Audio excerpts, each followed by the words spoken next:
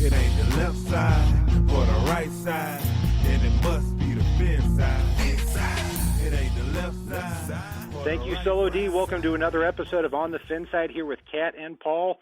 Follow us on Facebook, Twitter, Spreaker, iTunes, YouTube, iHeartRadio, and on Spotify.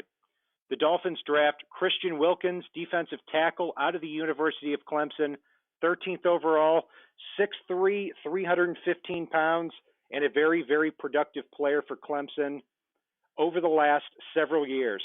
And I've got to have a little bit of egg on my face, Paul, because when we did our mock draft this past week with you, me, Travis Wingfield, Antoine Staley, and Rob Profit, I had the 13th overall pick, and I took Cody Ford, the tackle out of Oklahoma, who is still on the board.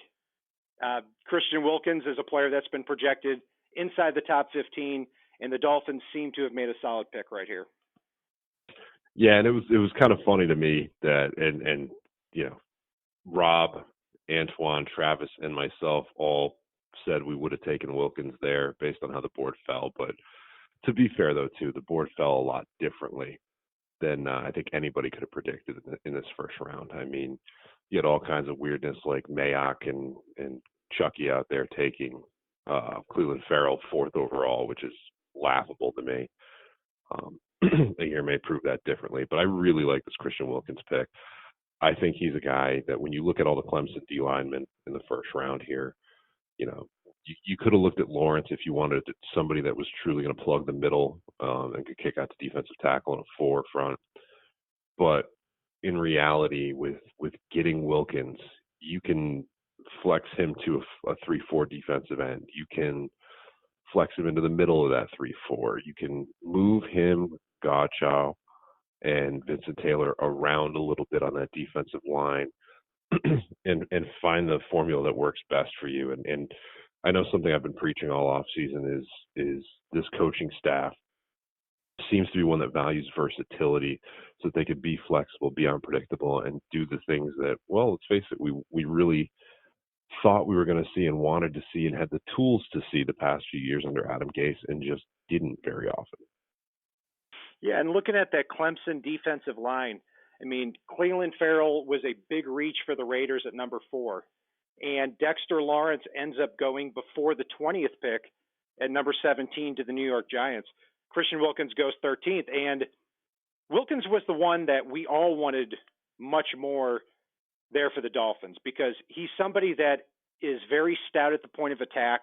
But unlike Dexter Lawrence, he's not just going to be a 2-down player. And unlike Clelin Ferrell, he's going to offer a little bit more versatility in his current position. So, yeah, very good pick here. And also, now Davin Godchaw, Vincent Taylor, and Christian Wilkins, all 25 years old and younger on rookie contracts. So that really does free up the Dolphins to take a look at some pass rushers and some defensive backs and some offensive linemen too here heading into day 2 and to day 3. Yeah, Miami's really got to jump on an offensive lineman soon at this point. I mean, outside of Laremy Tunsil, there's a whole lot of question marks along that offensive line.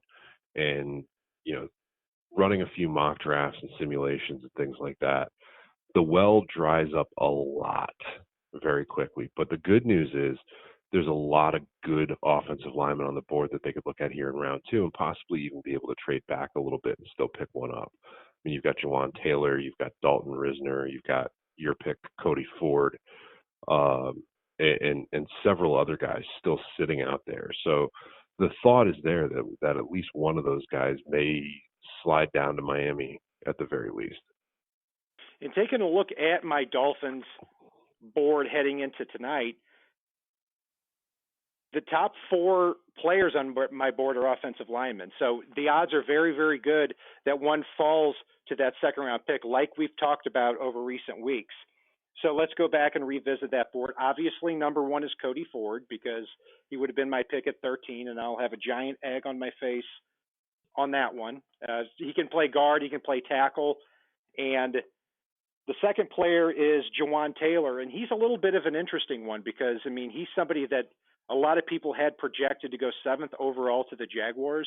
He's falling, and maybe it's because of 1 year of production at Florida, Maybe it's because of the lack of versatility, hasn't shown he can play left tackle or guard, but still a very good player. Dalton Reisner, somebody that we also both love, has that versatility, but maybe not the same athleticism as a Juwan Taylor or as a Cody Ford. And the fourth guy is Erik McCoy, the center out of Texas A&M, who could be a plug-and-play center/guard. So maybe Chris Lindstrom isn't there. He was another player that went a little bit earlier than we thought. But still, it looks like the Dolphins might be able to go offensive line in the second round, and maybe even if they're lucky, trade back up into the early third or late second to grab another offensive lineman if one falls far enough. Yeah, and I mean, there's still some good corners available as well. I mean, you got Byron Murphy, Greedy Williams.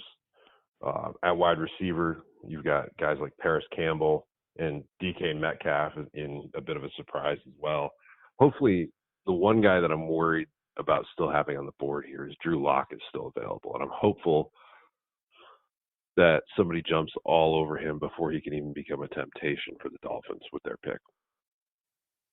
So if Drew Lock falls to 48, Paul, is it somebody you would take a look at, or still not at all? Nope. I would take a look at him rolling right past my pick. And the good thing about if Drew Lock falls to 48 is you may be in territory now where somebody's looking to trade up to grab him that may have had eyes on him leading up. So maybe you can leverage that to move down a few spots for somebody to just leapfrog to get in where they want to get him. That's the ideal with him. I mean, you're not going to see a lot of that now with a lot of teams looking to try to trade up for a quarterback if they want to get that fifth-year option. But I don't know. I mean, I'm not tempted by Drew Lock. I mean, I don't see the big positive upside, at least in the near future, that I see from some of the late round guys at this point. So for me, I'm fine passing on Lock. Right now, he is heading into day 2, 14th on my Dolphins board. So I'm with you on that. I see very little chance that he is going to be my top guy at 48. So after those linemen that I mentioned there, you've got on my board Ford, Taylor, Reisner, McCoy, then the center Elgin Jenkins out of Mississippi State, and then a lot of defensive backs too. I mean, you've got Chauncey Gardner-Johnson, Juan Thornhill, Greedy Williams, Rock Ya-Sin, Nasir Adderley, Byron Murphy, Greg Little. So a lot of offensive linemen and defensive back, for me at least, before we get to that pick. And again, like we've talked about, I mean, it doesn't make much sense for Drew Lock to be the pick under any circumstances because they don't have the offensive line ahead of him, and he's a player that just rocks back and fires, kind of in that Jay Cutler mold in terms of ball placement and feet. So not a pick that makes a whole lot of sense right now. So anything else you're looking forward to heading into day 2, Paul? I'm curious to see where guys like Winovich and Jalen Ferguson, who I know we talked about in our edge rusher segment, fall to.